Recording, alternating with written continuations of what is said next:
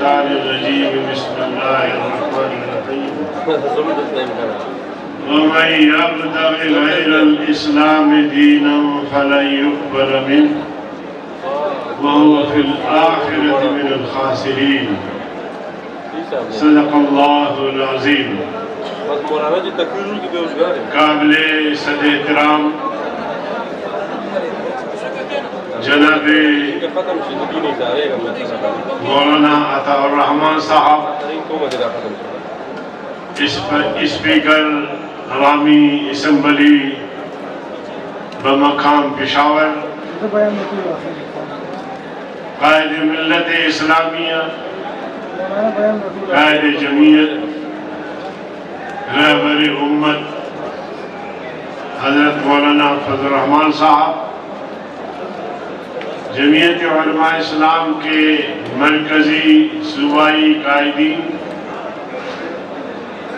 بالخصوص خیبر پختونخوا کی صوبائی قیادت، اضلاع کی قیادت، دور دراز سے آئے ہوئے کارکنان، السلام علیکم ورحمۃ اللہ وبرکاتہ. میرے عزیز دوستو، موضوع سے متعلق باتیں بہت ہو چکی ہیں.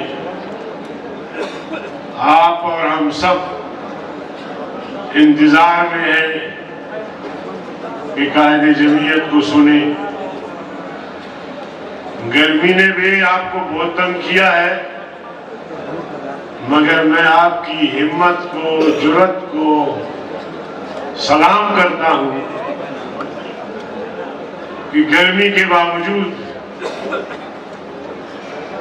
مشکلات کے باوجود آپ جمے ہوئے ہیں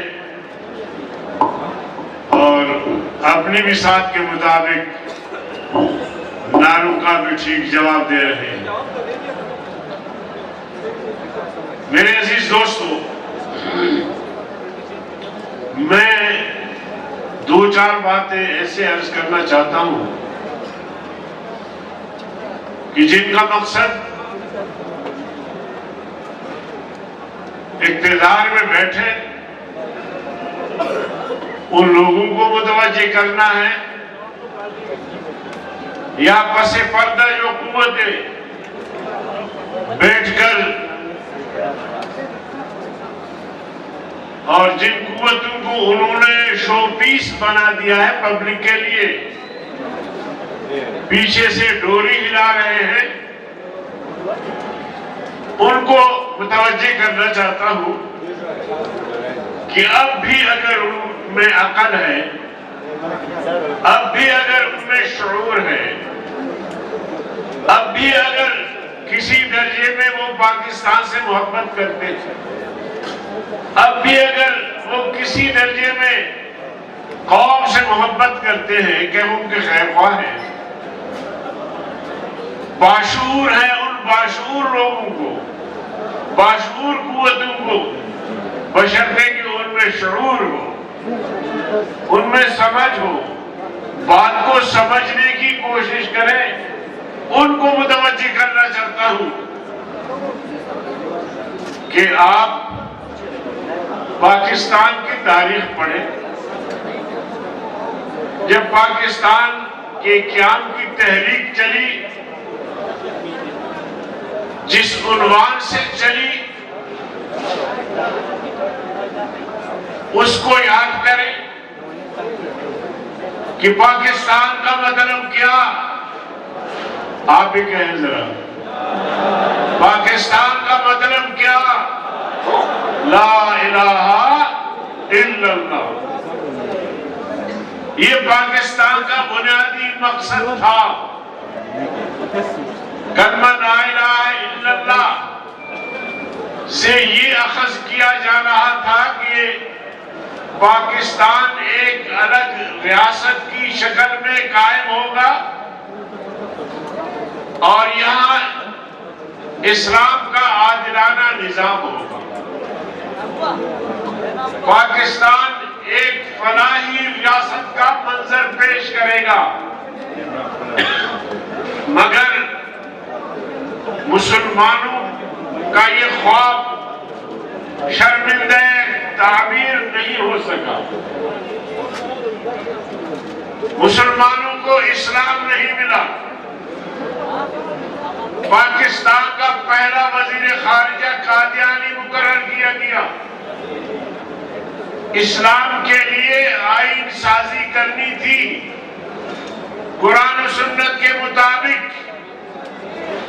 ان ظالموں نے پہلا وزیر قانون ہندو کو نامزد کیا گیا. یہیں سے انہوں نے اس نعرے کی خلاف ورزی کی, اس نعرے سے انکار کیا, انحراف کیا جس نعرے کی بنیاد پر اسلامی ریاست بننی تھی. انہوں نے اس نعرے کو تباہ و برباد کر دیا. اسلام نہیں آیا راستہ. یکے بعد دیگر فوجی تالے آزماؤں نے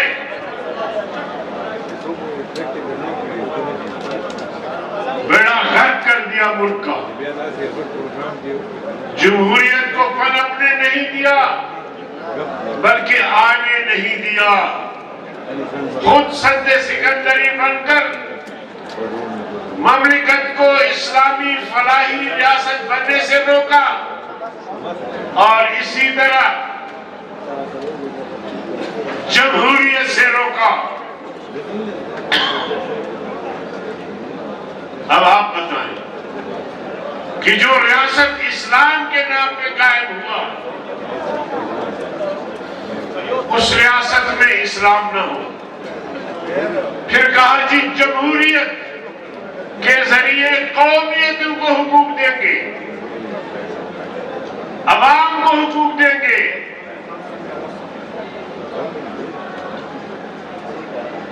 پارلیمنٹ کے ذریعے عوام کو حقوق ملیں گے. سن 70 سے پہلے کی بات میں نہیں کر رہا. سن 70 کے بعد جب ہمارے اکابر پارلیمنٹ میں پہنچے تو پاکستان کو ایک اسلامی آئین نصیب ہوا. 26 سال پاکستان عبوری آئین پر چلتا رہا. یہ کردار رہا. اس کے بعد جی جمہوریت کے سبز باغ دکھائے گئے. 70 سے لے کر اب تک اب 50-55 سال ہو گئے. جمہوریت کو بھی پنپنے نہیں دیا. الیکشن کا ڈھونگ رچایا گیا. صحیح معنوں میں الیکشن نہیں ہوئی, جعلسازی ہوئی, دھاندلی ہوئی. ہر الیکشن کے بعد احتجاج کا سلسلہ جاری رہا. خاص طور پہ 2013, 2018 اور 2024. 2024 کا الیکشن سارے ریکارڈ توڑ دیے اور عین موقع پر امریکہ کے کہنے پر یہ فیصلہ کیا گیا, اسٹیبلشمنٹ نے فیصلہ کیا, امریکہ کے کہنے پر کیا کہ مولویوں کو جمعیت علماء اسلام کی قیادت کو آنے نہیں دی. اب ہمارے ملک میں فیصلے بھی باہر سے, ہمارے فوجیوں کے تنخواہوں میں اضافے بھی باہر سے ہو. اور میں آج دعوے سے کہتا ہوں کوئی مجھے عدالت میں بلائے, مجھ سے پوچھے جو بات میں کہنے جا رہا ہوں, مجھ سے پوچھے کہ تم نے یہ بات کیسی کہی ہے, میں وہ بات ثابت کر کے دکھاؤں گا کہ جب پاکستان کا فوجی ब्रिगेडियर से प्रमोशन लेता है तो उसके लिए डॉलर की सूरत में मराआत और तनख्वाह में इजाफे की चीजें बाहर से डॉलर की सूरत में नहीं कर सकता। और अगर मैं इस दावे में गलत साबित हो जाऊं तो मुझे पिंडी के चौक पर फांसी पे लटकाया जाए। मैं बहुत बड़ा दावा कर रहा हूं। बुलाए मुझे। अब जिस आर्मी के बारे में मैं ये बात कह रहा हूं कि वो मराआत अमेरिका से लेते हैं, इसलिए हर मौके पर अमेरिका की बात मानकर झुक जाते हैं, तो फिर ये मेरी फौज कहां हुई, मेरे रियासत की फौज कहां हुई? ये तो फिर अमेरिका की फौज है। और अमेरिका की फौज के कहने पर, अमेरिका के कहने पर वो फैसले सादर करते हैं। मेरे अजीज दोस्तों, अब हम मजबूर हैं कि ये बातें कहें। अब हमारी जिंदगी भी ऐसी नहीं रही। मैं अपनी बात कर रहा हूं कि मुझे कोई जिंदगी से प्यार हो। मैं पहले भी ये बात कह चुका हूं इनको कि हम पाकिस्तान में रहेंगे तो इज्जत के साथ रहेंगे। ये बेगैरती की जिंदगी हमें कबूल नहीं है। पाकिस्तान हमने बनाया, तुम्हारे बाप ने नहीं बनाया। पाकिस्तान, हिंदुस्तान बरसगीर के लिए कुर्बानियां हमने दी, तुमने नहीं दी। तारीफ उठाकर देखी।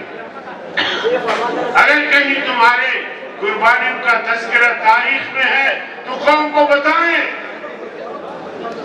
जो इस वक्त हुक्मरान है वो अपनी तारीख बता दे, अपनी जदोजहद बताने पाकिस्तान के हवाले से।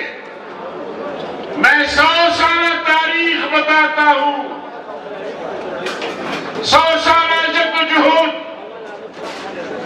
कुर्बानियों का एक बाज़वार सिलसिला बताता हूं। मेरे अकाबिर बरसगीर से जलावतन हुए, मेरे अकाबिर जेलों में रहकर जजीरों को आबाद किया, मेरे अकाबिर का खून बहाया गया और मेरे अकाबिर का खून अब भी बह रहा है पाकिस्तान में।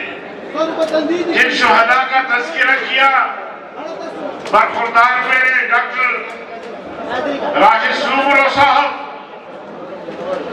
अभी इन जालिमों ने ताज़ा दाग हमें दिया है। हमारे एक नौजवान साथी जमीयत उलमा इस्लाम के नायब अमीर, एक दानिश्वर, एक लिखाई, एक पुरअमन कारकुन और प्रेस क्लब फौजदार का सदर था, उसे अभी से छीन लिया गया। हमारे सूराब के मुंतखब डिप्टी मेयर को शहीद किया गया। शहादतों का यह सिलसिला खत्म नहीं हुआ पाकिस्तान में भी, लेकिन मैं उन बुज़दिल कुव्वतों को भी बताना चाहता हूं कि तुम्हारी गोलियां खत्म हो सकती है, हमारे सीने खत्म नहीं हो सकते। और फिर जब हम मुज़ाहमत का फैसला किया, कायद के हुक्म पर अगर हमने पहाड़ों का रुख किया तो फिर तुम भी गलियों में आजादाना नहीं फिर सकोगे।